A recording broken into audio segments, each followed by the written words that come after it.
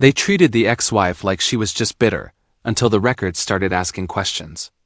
"We'll keep the preservation notes brief," Caleb said, smiling toward the long table like everyone there already agreed. Talia had some early input back when this was still informal. Talia's pen stopped above her folder, early input.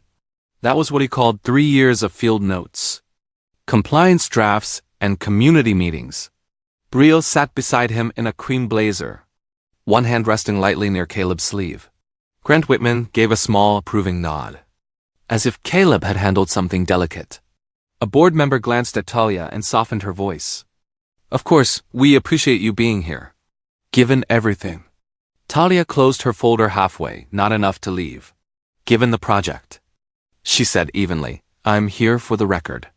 Caleb's smile didn't move. The room heard ex-wife anyway. After that, every glance found its proper place. Caleb got the questions about timing, donor comfort, and site access. Grant got the lowered voices.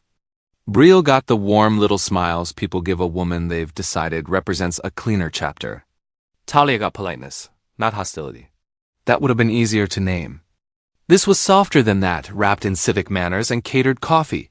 One investor leaned toward Caleb and said, "If your team can keep this moving, we're comfortable." Your team? Caleb nodded like the phrase belonged to him. "That's the goal, no unnecessary complications." Across the room, Talia noticed 2 people look at her on the word complications. Nobody asked what role she held. They acted as if Caleb's confidence had already answered. Talia waited until the agenda reached documentation, then lifted one hand. "There's a boundary issue with how the source materials are being described," she said.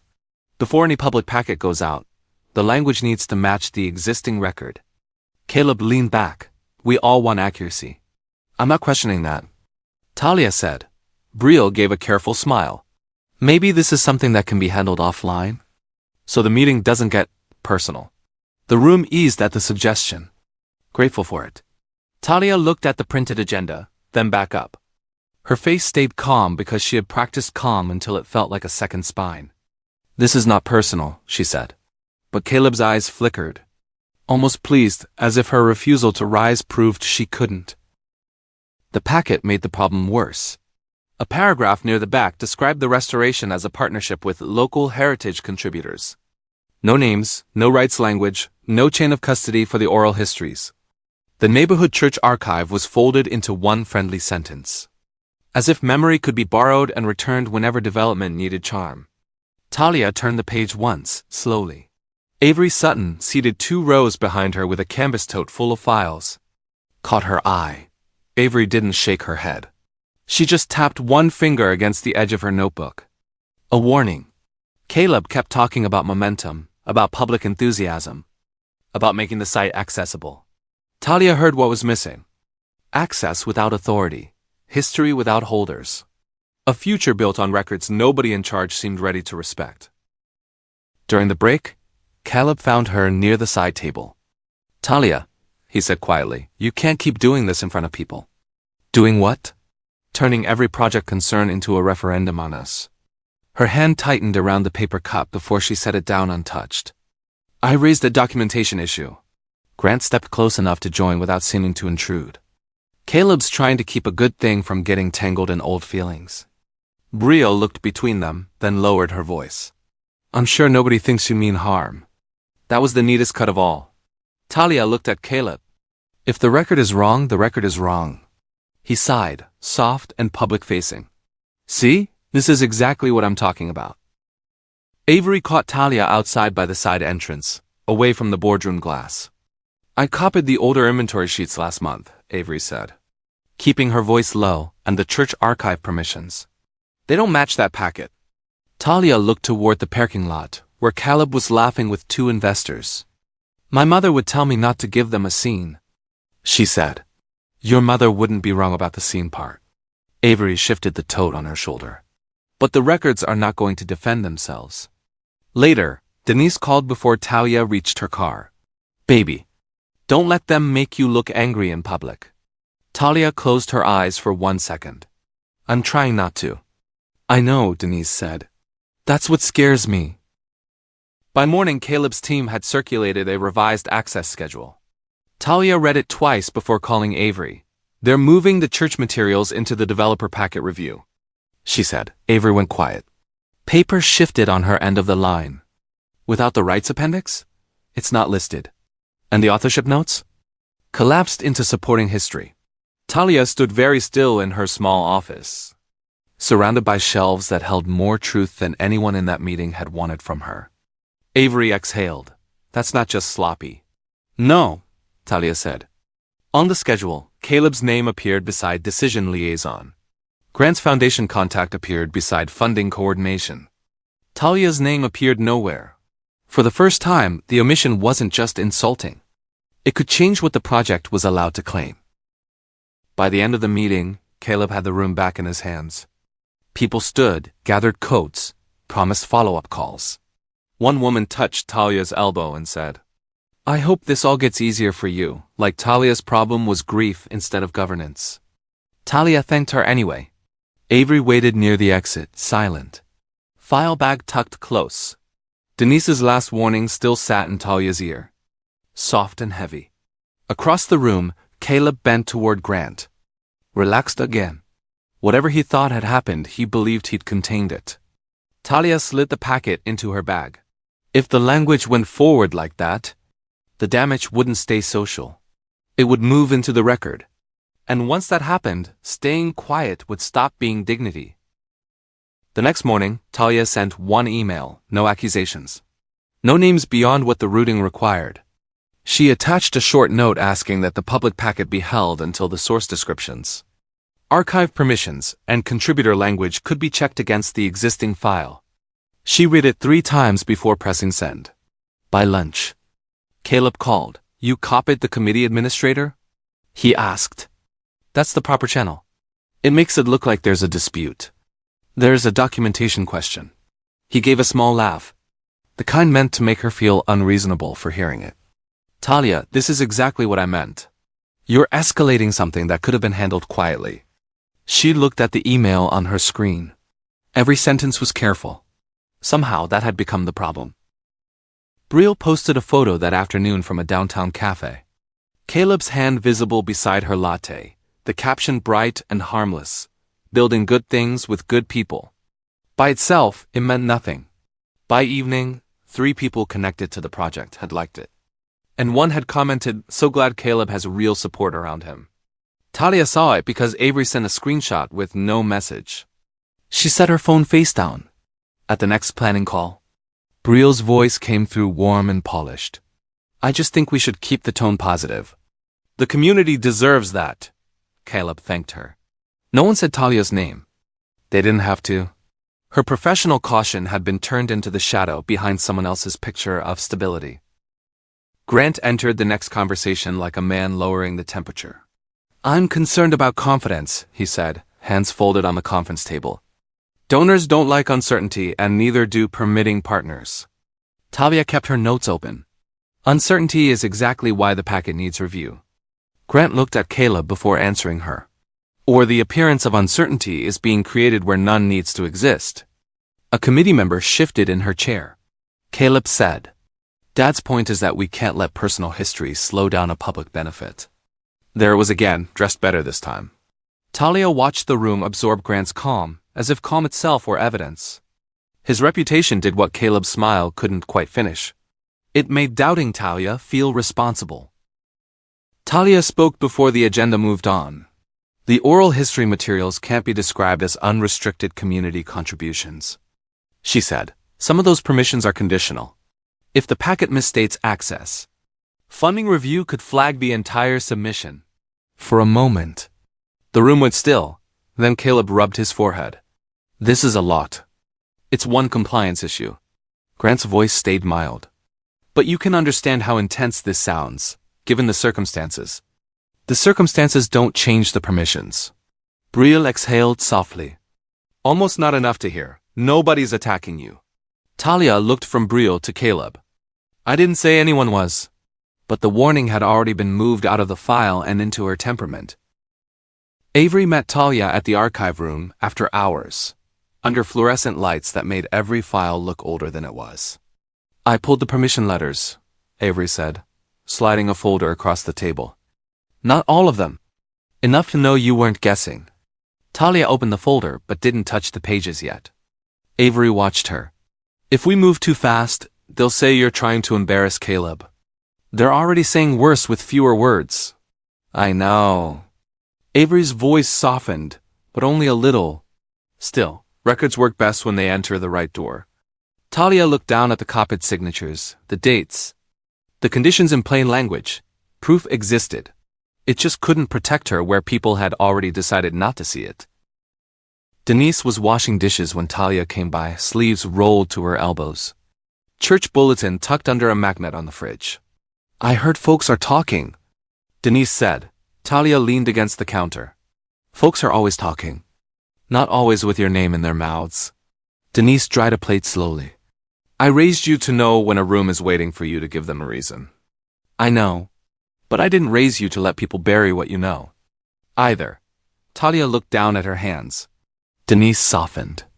I just don't want them making you the angry one when you're the careful one. That's what Caleb is counting on, Talia said. The words surprised both of them. Once spoken, they didn't leave. By Friday, Caleb's update had a new phrase. Continuity of progress. He used it on the donor call. Then Grant repeated it in a message to the funding committee. The words sounded calm, responsible, almost boring. That was their strength. We can't let minor interpretive issues slow a community benefit, Caleb said. A committee member answered, as long as there's no formal hold, we should keep the packet moving. Talia sat on mute, one hand resting beside Avery's folder. Avery texted her during the call. They're creating reliance on a version they haven't verified. Talia read it once, then watched Caleb accept praise for keeping everyone aligned. The more smoothly he moved, the harder it would be to unwind what he was moving past. The revised packet went out for preliminary funding review with Talia's concern marked as pending clarification. Not resolved, not incorporated. Just pending, as if the issue were waiting on her mood to improve. Denise called that evening, quiet for a long moment before saying, You sound tired. I am. Then don't carry it alone if it's bigger than you. Talia stared at the routing list. Caleb's name appeared where decision authorities should have been documented. Grant's contact had already acknowledged receipt. Briel's latest message to the planning group thanked everyone for staying positive. Talia closed her laptop, then opened it again. If the packet reached the next desk this way, someone outside Caleb's circle would have to ask a question Reputation couldn't answer. The question came 2 days later. A notice from the Preservation Funding Authority landed in the committee inbox with a subject line no one could soften. Documentation review required. Talia read the first paragraph standing at her kitchen counter. The authority had flagged the archive permissions, contributor language, and project governance chain for verification before eligibility could continue. Caleb replied within 20 minutes. This appears to be a routine clarification. We'll coordinate internally. Talia didn't answer right away. Avery called before she could. They can call it routine, Avery said, but they asked for the file. Talia looked again at the notice. The words were dry, procedural, and impossible to flatter. For the first time, the project had reached a room Caleb didn't own. Marisol Keene's name appeared at the bottom of the next email. Senior Legal Officer, Preservation Funding Authority. Her message was brief. She requested the current packet, prior submission drafts, source permissions, rights documentation, and any designation records showing who could speak for the protected materials. No sympathy, no judgment, no mention of divorce. Caleb forwarded it to the group with a tight note. Let's be careful not to overcomplicate this. Talia read Marisol's request twice. Then she opened a clean reply and wrote only what was necessary. I can provide responsive documentation where it concerns my submitted work and related authority chain. Her finger hovered before she sent it. This wasn't rescue. It was scrutiny. Still, scrutiny was better than rumor. Marisol scheduled a document call, not a meeting for feelings. I'll need dated drafts, original contributor permissions, any rights instruments, board designation records, authorship notes, and compliance submissions tied to the restoration scope, she said. Caleb cleared his throat. Some of that may be historical background. Then it should be easy to classify, Marisol replied. Talia kept her camera on, face still. Avery, muted beside a stack of archival boxes, wrote down every category as if she'd been waiting years for someone to ask correctly.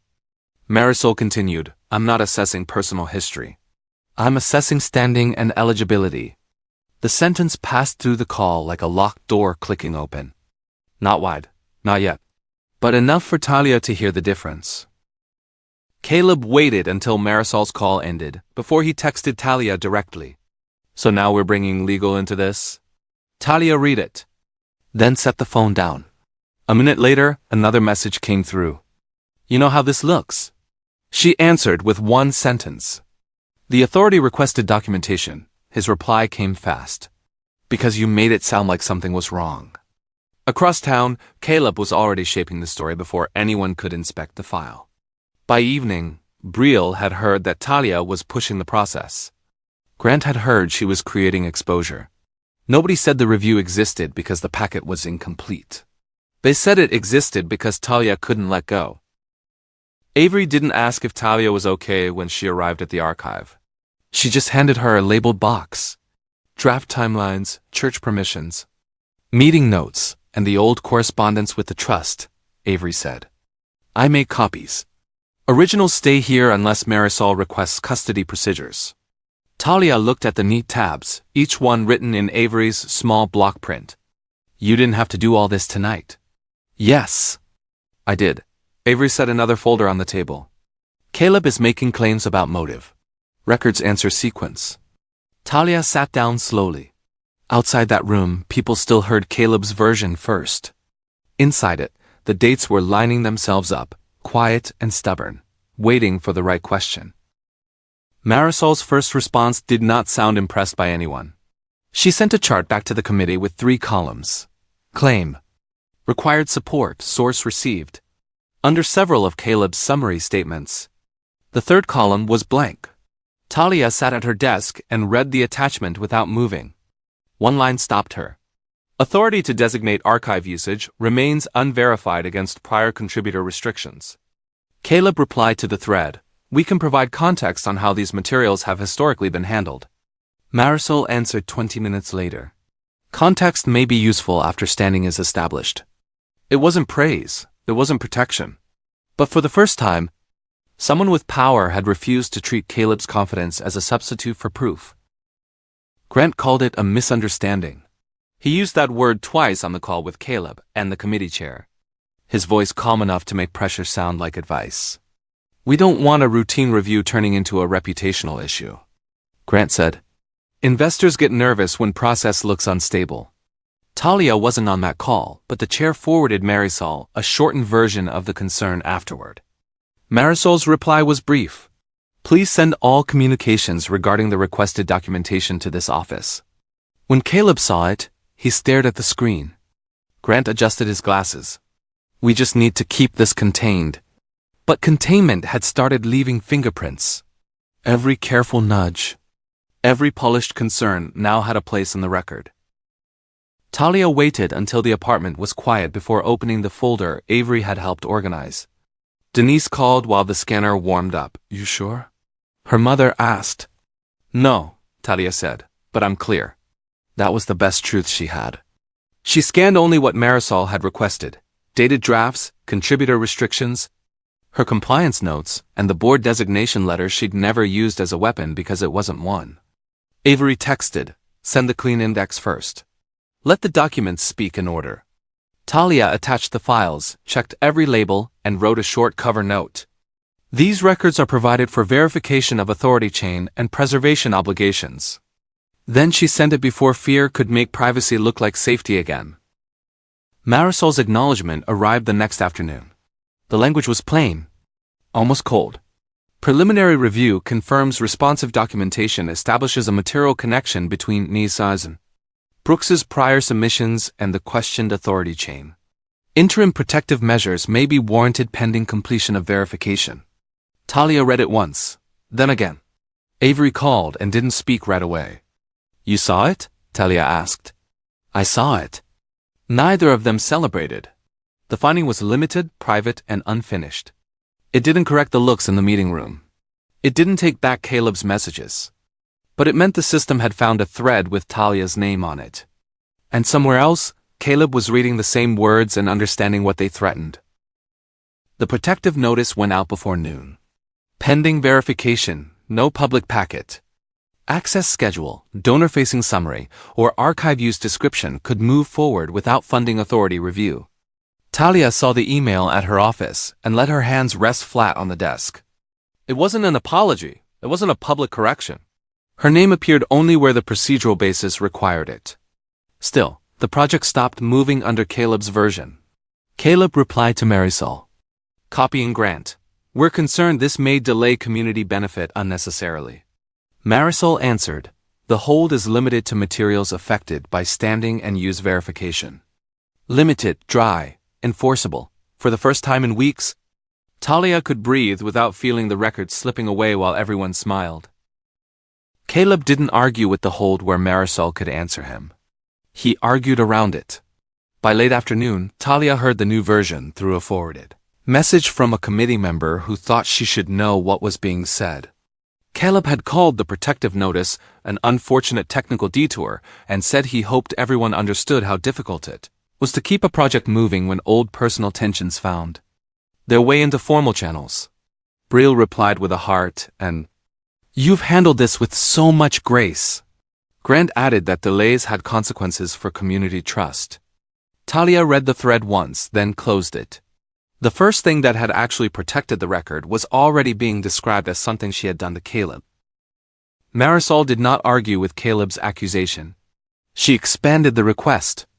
The next notice asked for the full rights chain, all authorship drafts tied to public language, funding condition correspondence, board designation records, provenance files, and communications about the decision to omit or consolidate contributor restrictions. Caleb forwarded it to Grant with one line. "This is getting out of hand." Grant answered, "We need counsel looped in before anything else goes out." Talia read the new list in silence. More of her work would be opened. More of the archive would be examined. More people would know there had been something to examine. Avery called it before Talia did. "He tried to make it about your motives," she said. "Now they're asking for the history." And history, unlike rumor, kept receipts. Avery built the next index like she was laying stones across water. She matched early meeting notes to contributor letters, then matched those letters to draft language Talia had written before the divorce was even filed. "This one matters," Avery said, tapping a page. "Church basement meeting. Your notes, their restrictions." Caleb wasn't even copied yet. Talia leaned closer. There was her handwriting in the margin. Careful and small. Preserve speaker intent. No unrestricted reuse. Avery slid another folder over. "And here's the provenance chain for the photographs." Talia didn't say thank you right away. Her throat wouldn't let her. The work had been quiet for so long. Now, in Avery's hands, it was becoming harder to pretend it had never existed. Denise came by with soup she pretended was extra. She found Talia at the table, surrounded by folders, her laptop open to Marisol's latest request. "You look like your grandmother before a school board meeting," Denise said. Talia smiled despite herself. "That doesn't sound comforting." "It wasn't meant to be." Denise set the container down. "She used to tell me quiet wasn't the same as gone." Talia looked at her. Denise took a breath. "I was scared they'd punish you for speaking. I still am. But I'm more scared now of what happens if you let them make your carefulness look like consent." The words settled gently, but they changed the room. Talia didn't have to become louder. She just had to stop disappearing. The next funding memo came rooted differently. For the first time, Talia's name appeared beside consultation required, not courtesy copy. A preservation coordinator asked Marisol whether any revised archive description should be reviewed against Ms. Brooks's documented submissions. Another staffer paused donor language until source use restrictions were confirmed. No one praised Talia, no one apologized. But the system started moving as if she mattered. Caleb noticed. On a planning call, he tried to steer discussion back to his timeline. And the committee chair hesitated. "We should wait for the verification language," she said, "just to be safe." Caleb's smile held. "But barely. Talia kept her voice even. That's the appropriate step. For once, no one corrected her for sounding certain. Caleb's next objection came dressed as concern for fairness. If Talia's prior involvement is going to be treated as controlling, he wrote, then we need independent confirmation. Not just her files. Not just her preferred archivist. Grant supported the request within minutes. Briel added that everyone deserved a clean process. Marisol answered the full thread. Additional verification will include prior board communications, contributor witnesses where necessary, trust correspondence, and institutional history. Talia sat back from the screen. Caleb had meant to narrow the review by questioning her. Instead, he had invited more people into it. Avery texted a single line. He just asked for witnesses. Talia stared at the message. More exposure. More risk. More truth with somewhere to go. For several days, nothing public changed. Caleb still appeared on civic updates as the steady development lead. Briel still sat beside him at events, smiling in the clean, practiced way that made people assume all was well. Grant still took calls from donors who valued confidence. But beneath that surface, the record was no longer still. Marisol's office requested old board minutes. Avery prepared contributor timelines. A former church trustee agreed to confirm the original restrictions. Funding staff held revised language until verification was complete. Talia moved through her days with a strange, careful balance. She was safer than she had been. She was not yet seen. The old story still had the room. The truth had the file. The civic funding session was supposed to be routine. Caleb arrived early, shook hands, and stood near the display boards like he still owned the room's first impression. Talia took a seat 2 rows back with Avery beside her, a folder resting across both of Avery's knees. Then Marisol's packet was distributed. Not a summary, not a courtesy note. A formal review supplement with dated drafts. Source restrictions, board references, and witness confirmations attached. The committee chair flipped through the pages, her smile fading into concentration.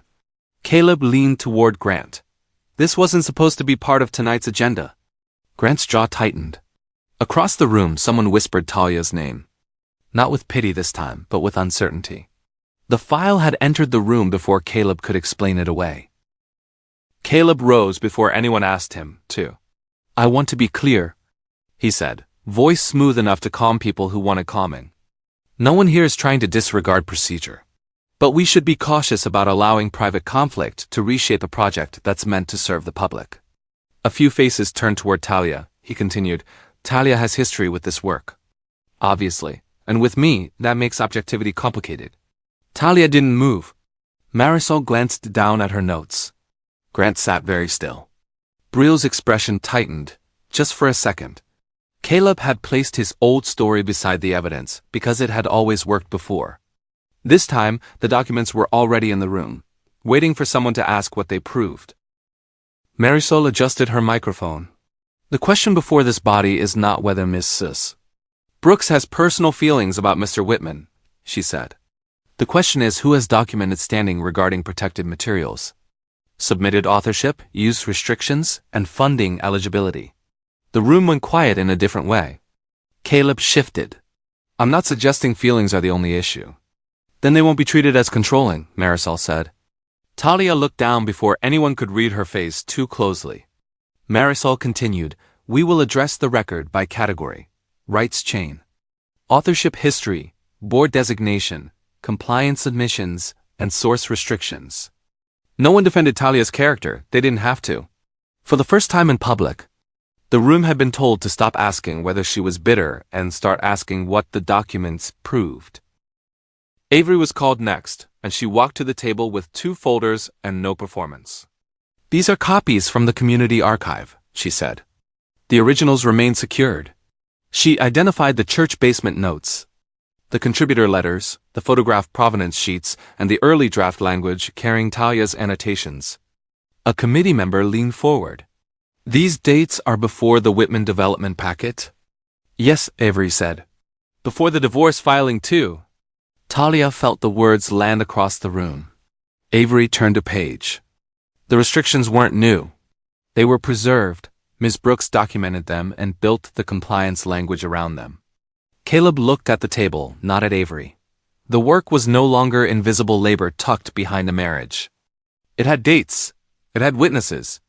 It had a memory older than his story. Marisol moved from authorship to funding terms. If these restrictions are not honored, she said, the initiative risks ineligibility for protected source funding and may lose clearance for public use of several archive materials. The chair looked sharply at Caleb. Lose clearance? Potentially, Marisol said. That is why the hold was issued. Talia heard someone behind her exhale. Caleb opened his mouth, then closed it when Grant touched his sleeve. Marisol continued. Miss Brooks's documented role is not incidental to this review. It is part of the authority chain that determines whether the project can proceed safely. There it was, not dramatic, not emotional, necessary. The room finally understood that Talia hadn't stayed involved because she couldn't let go of Caleb. She had stayed because walking away could have left the project exposed. After the session recessed, people who had once avoided Talia began approaching carefully. A planning commissioner said, I didn't realize your role went back that far. Talia gave a small nod. It does. A donor representative asked Marisol whether future materials should route through Talia's review. A preservation consultant who had barely spoken to her before murmured, That makes sense now. Not everyone looked sorry. Some looked embarrassed. Some looked annoyed that the truth had arrived in public, instead of privately enough to protect them. Caleb stood near the hallway with Grant, watching conversations rearrange themselves without him. Brielle stayed beside him, but her smile no longer settled easily. The room hadn't become kind. It had become less able to pretend it didn't know. Brielle found Caleb by the display boards, where he was stacking brochures nobody had asked for. You told me she was inserting herself, she said quietly. Caleb didn't look up. She is. That's not what they just showed. His hand stopped. Brielle glanced across the room at Talia, who was speaking with Marisol and Avery, calm but not small. You made it sound like she was hanging on to you. Caleb's face tightened. This isn't the place. No. Brielle said, softer now. I think that was the point. You kept making every place the wrong place. She didn't storm away. She didn't apologize to Talia across the room. She just stepped back from Caleb's side, and the space she left said enough. Grant tried to recover the room with the same calm that had carried him through banks, boards, and private donor lunches. We all want the same outcome, he said. My concern has only been keeping this process orderly. Marisol looked up from the communication log. The record shows several attempts to discourage verification before the authority chain was resolved. Grant's expression barely changed, but the room did. A donor representative glanced from the log to him. The committee chair stopped taking notes. Caleb looked at his father, waiting for the old certainty to cover them both. It didn't. Talia sat still, not pleased, not triumphant. For the first time, people were seeing that the Whitman name hadn't just supported Caleb, it had made dismissing her feel responsible. By the end of the session, the chair read the finding into the minutes. Talia Brooks was identified as a documented preservation authority for the Restoration Initiative, with authorship history, source use obligations, and standing relevant to future governance. No one clapped. That would have made it smaller somehow. Avery sat very still beside her. Denise, listening over the phone from home, whispered, baby, and then couldn't finish. Caleb stared at the table while the words became part of the public record. Talia kept her face composed, but something inside her loosened and ached at the same time.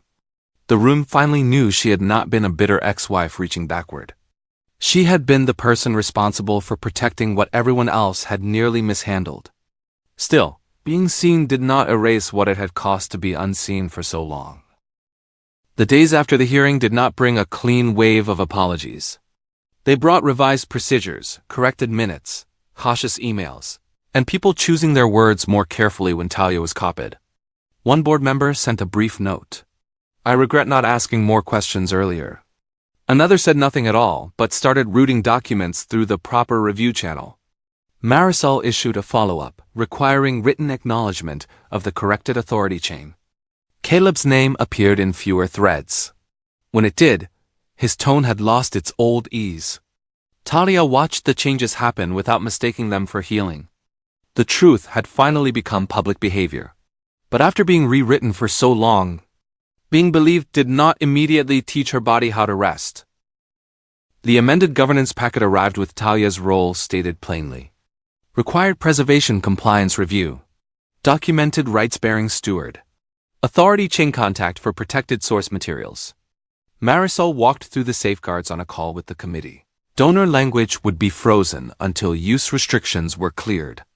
Archive access would require documented approval, and any public-facing material tied to the collection would move through Talia's review. Avery listened quietly from her office line. Grant asked whether the requirements would slow development. They prevent ineligible work from moving forward, Marisol said. Talia looked at the packet until the words stopped feeling unreal. This was why she had risked being called bitter. The project was no longer protected by trust in polished people. It was protected by the record. Avery brought the final archive index in a plain blue folder. No ceremony, she said, setting it on Talia's desk. Just the way records like it. Talia smiled. That sounds exactly like you. Inside were the contributor letters, photograph provenance notes, meeting summaries, draft histories, and witness confirmations now cross-referenced with the corrected institutional file. Marisol's office had accepted the archive context as part of the protected record. Avery ran her hand over the folder once, careful as a blessing. They won't be able to call it vague memory anymore. Talia looked at the names of people who had trusted them with pieces of family, church, and neighborhood history. The work had not become glamorous. It had become safe. And for Avery, that was the point. Denise found Talia on the porch that evening, still in her work clothes. Shoes off, folder beside her chair. You ate? Denise asked. Talia gave her a look. I'm your mother. I'm allowed. They sat together for a while before Denise touched the edge of the folder. I used to think keeping your head down would keep you safe, she said. Sometimes it does. Talia nodded. Denise looked at her daughter. Really looked. But you didn't raise your voice and you still stood up. I need you to know I saw that. Talia's eyes lowered. Not from shame this time. Denise squeezed her hand. You didn't become hard. You became clear. That was the recognition Talia hadn't known she still needed. Caleb's consequences arrived in practical pieces. A development partner requested independent review before continuing with him. The committee removed him from direct routing on the restoration packet. Donors who had once called Grant first began calling Marisol's office instead. No one dragged Caleb through the street. They simply stopped treating his confidence as proof. Grant advised him to stay quiet for a while, but even that sounded less like command and more like damage control. Brielle appeared at fewer events beside him. When Caleb saw Talia outside the records office, he started to speak, then seemed to realize there was no version of the old story left to stand on. Talia did not help him find one. His loss was not ruin. It was the cost of being believed for too long without being checked. Caleb asked to speak with Talia after the final routing meeting. They stood near the records office where the hallway was quiet except for a copier warming up behind a closed door. I didn't think it would go this far, he said. Talia looked at him, not unkindly. That was part of the problem. He swallowed. I know I made things harder. You made yourself the measure of whether people should believe me. Caleb had no quick answer for that. Once, his silence would have pulled her into explaining, softening, making room for him to feel less exposed. This time, she let the silence belong to him. I hope you figure out why you needed that, she said. Then she walked away without asking him to understand her first. The corrected record became ordinary in the way permanent things do. New packets named Talia's authorship without hesitation. The funding file carried the revised authority chain. Archive access forms referenced Avery's protected index. Meeting minutes no longer softened the reason for the review. Future consultants would not have to guess who held standing. Future donors would not receive the cleaner version first. Future committee members would see, in writing, that the restoration work had survived because someone refused to let memory be rooted through convenience. Talia read the final public summary once before approving it. There was no flourish, no punishment tucked between the lines. Just names, dates, obligations, and corrected authority. Caleb could still tell himself whatever helped him sleep. But he could not make the record tell it with him. Weeks later, Talia stood inside the restored community room while volunteers unpacked labeled boxes along the wall. Avery checked the inventory table. Denise spoke with a church elder near the doorway. Marisol reviewed one last form, then gave Talia a small nod before leaving the room to its own life. No one announced Talia like a prize. No one needed to. Her name was on the file. Her work was in the walls. Her authority was accepted without her having to sharpen herself into something harder. Talia touched the edge of a display case and let herself breathe. She was still quiet, but quiet no longer meant hidden.